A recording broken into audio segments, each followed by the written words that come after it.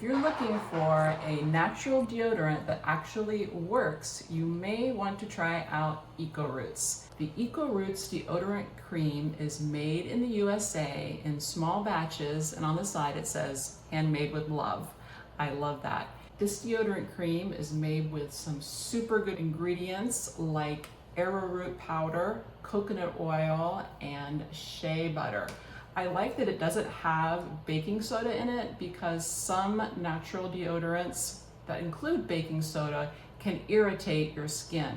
So if you have sensitive skin, you're gonna love this because Arrowroot is a lot more gentle.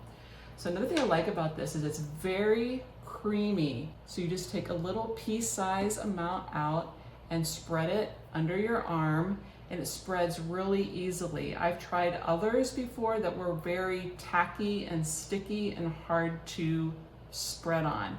So that's why I like the Eco Roots deodorant cream, because it is very smooth, creamy, and easy to apply.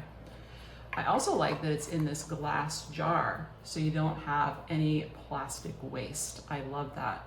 This also does not stain your clothing. So if you're looking for a natural deodorant that you can feel good about, I would definitely give Eco Roots a try.